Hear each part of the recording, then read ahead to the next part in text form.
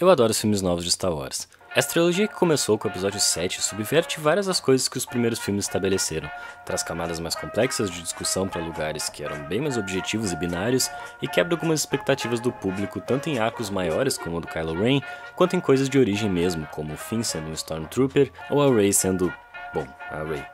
E sendo bem sincero aqui com vocês, eu nunca fui um grande fã de Star Wars. Eu assisti alguma coisa quando era mais novo, lógico, mas nunca levei tão a sério. Foi essa leva nova de filmes que fazem um trabalho certeiro tanto social quanto politicamente que me fez ir atrás do que já tinha saído de um jeito mais aprofundado, vamos dizer. E que bom que eu fiz isso. Sério, Star Wars é bem mais que Jedi, naves e sabres de luz. Aliás, eu não sei porque eu só falo disso. Esse vídeo é principalmente sobre a primeira trilogia, e um detalhezinho da segunda, e como, por mais óbvio que possa parecer em uma primeira olhada, Star Wars nunca é exatamente o que parece. Uma coisa que se destacou pra mim logo no primeiro filme, Uma Nova Esperança, foi como aquele mundo enxerga os droids. No começo do filme, quando o Império ataca uma nave atrás de informações da rebelião, o R2-D2 e o C-3PO fogem em uma navezinha que eles até enxergam passando, mas não fazem nada por não detectarem nenhuma forma de vida ali. Tudo bem, são robôs, realmente não teria como detectar nada, mas essa discussão vai além. No universo de Star Wars, os droids são a forma mais baixa de vida. Eles são desprezados, marginalizados e literalmente vendidos para executar trabalho braçal. Como que eu nunca tinha ouvido falar dessa metáfora para a escravidão em Star Wars? Quer dizer, são máquinas a princípio, mas gente, eles são sencientes, acumulam memória e personalidade. Mas desde o droid mais avançado até o mais precário, todos são minimizados de alguma forma. A grande sacada desse primeiro filme é colocar todo o futuro dos planos da rebelião na mão dessas duas criaturas, que passam invisíveis a olhos mais desatentos e preconceituosos, ou indo mais longe, por gente que só vê eles como meros mascotes ou bonecos chatos. Como estava gritando pra mim quando eu assisti o filme, uma das coisas que mais me chamou a atenção foi como Obi-Wan trata os droids, com respeito e empatia. Isso ajuda a construir a ideia de que os Jedi são pessoas sábias e evoluídas, mesmo que num primeiro momento a gente ainda nem saiba que ele é um mestre Jedi. Mas tem um caso melhor pra falar sobre isso. Tem uma coisa que é quase um padrão em Star Wars. Os protagonistas são sempre improváveis de alguma forma. Pro filme de 77, por exemplo, a Leia era uma personagem super forte, ela vive tomando a frente, mandando nas coisas, apesar dos vários vacilos nos filmes seguintes com essa tendência bastante irritante do cinema de punir simbolicamente mulheres fortes em algum momento.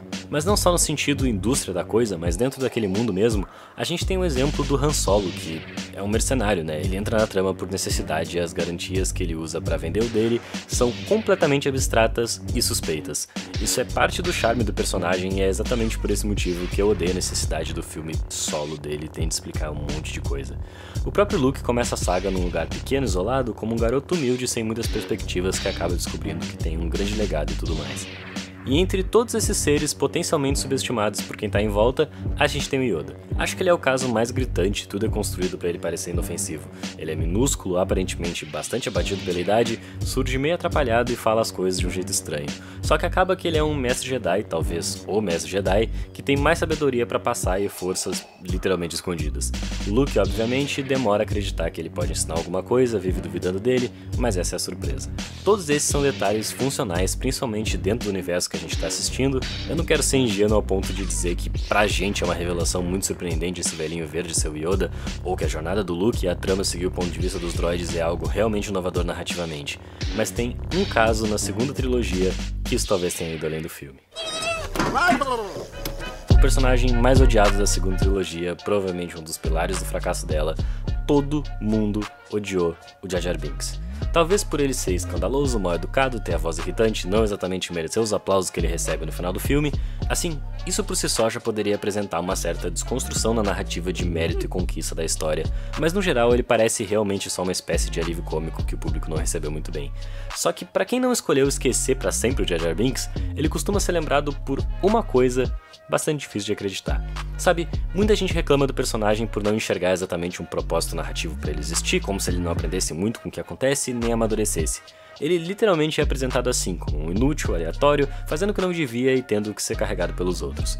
Mas vamos com calma, vamos começar pelos momentos dele em batalha. Jar Jar é colocado numas situações bem delicadas aqui, e ele consegue sair intacto de tudo da forma mais aparentemente passiva do mundo. Ele é basicamente um ninja indestrutível e muito eficiente durante a cena de batalha. Em qualquer outro universo seria justo dizer que, bom, foi sorte, mas em Star Wars, In my experience, there's no such thing as luck. Isso é um modus operandi do personagem durante todo o primeiro filme, e por isso eu entendo essa rejeição, essa repulsa de que o caos possa ditar o caminho de um personagem Star Wars, uma saga onde tudo parece muito rigidamente predestinado, mas é por isso mesmo que ele representa um ponto de vista valioso ali no meio, quase como se comentasse essa ordem, ou se aproveitasse dela. Tá, calma, eu quero fazer isso da forma menos bizarra possível. E se o Jar Jar Binks, mais do que um bobo que contrapõe simbolicamente a rigidez desse universo, fosse na verdade uma peça ativa, consciente do que cerca ele, atuando como personagem central no andamento da trama? Tem essa cena extremamente desnecessária dele pulando no maior exagero do mundo, que, pra quem vai atrás das referências super específicas, é um pulo exatamente igual ao que os Jedi dão e mais ninguém dá, o que sinceramente não teria por que acontecer se não fosse pra mostrar o quanto esse abobado de fato tem habilidades diferentes dos outros da espécie dele, como se o filme dissesse pra gente prestar atenção nele, a não ser que a gente aceite a desculpa de que isso é simplesmente estilo e foda-se. Falando em estilo, isso precede essa cena que eu acho linda e que imprime todo um clima entre o sombrio e o enigmático que se mistura entre o que a gente espera dessa cidade que eles estão chegando e o que esperar do próprio personagem. Olhando com um pouquinho mais de atenção, dá pra notar que o Jar Jar Binks não só espera as coisas acontecerem na volta dele, mesmo nessa primeira cena onde ele aparece, é salvo e jura ser o servo do personagem do Liam Neeson, ele não é cobrado a continuar ali, ele insiste pra ficar, usando a própria mitologia da série como argumento. Inclusive é essa consciência dos elementos mitológicos de Star Wars que começa a tornar ele um personagem um pouco menos alienado do que poderia parecer a princípio. As desculpas dele são sempre muito esfarrapadas, mas quando ele fala da força, por exemplo, ele parece saber muito bem do que tá falando. Comparado com isso, tem horas que parece demais que ele tá se fazendo.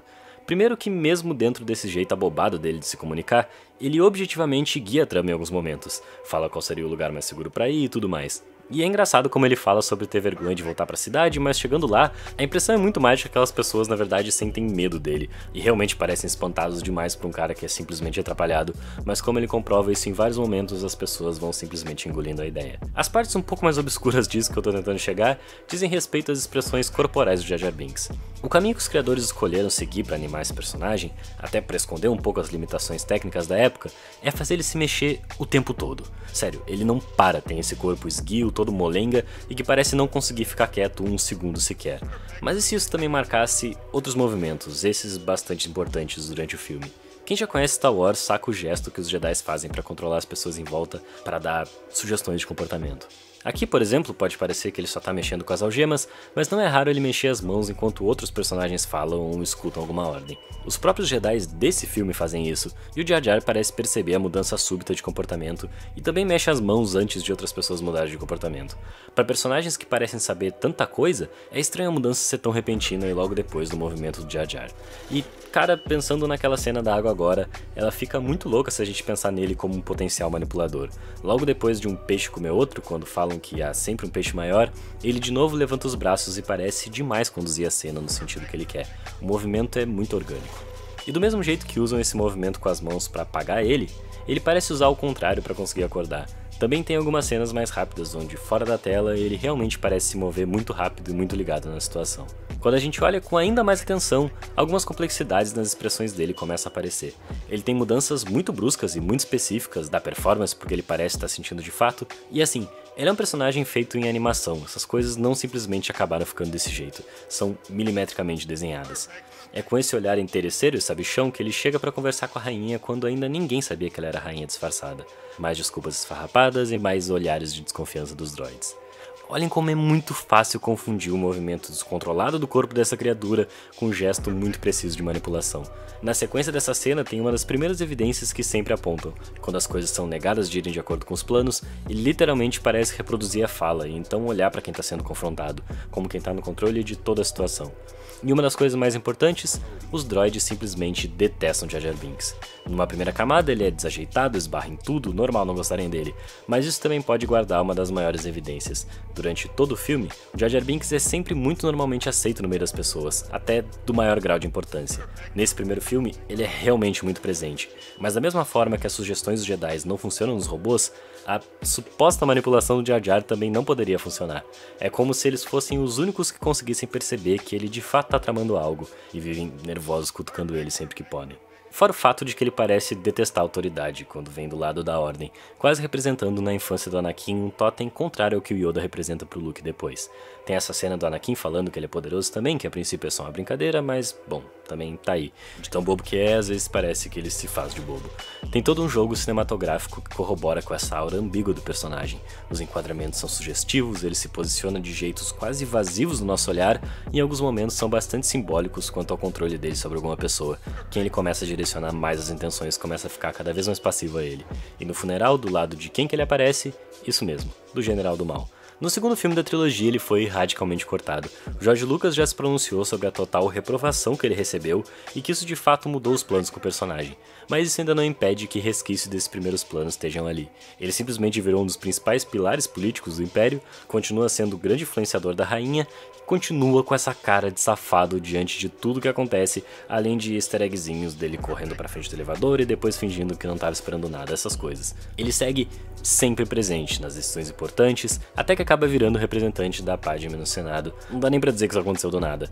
E o discurso que ele faz é quando, no máximo da gesticulação manipulativa, no máximo da cara de malandro do mal dele, ele entrega todo o poder e aplausos pro Palpatine, o mega hiper vilão maligno da história. Eu deixo pra vocês julgar as intenções desse rostinho inofensivo aqui. Mas no final das contas, não é como se eu ligasse tanto pra isso. Essas microevidências que dependem de uns conhecimentos bem específicos da série pra destacar, eu não cobraria que ninguém ficasse procurando essas coisas. Na verdade, acho que é um jeito bem chato de assistir o filme. Apesar de achar divertida a ideia de imaginar esse personagem com toda essa potencial ambiguidade também.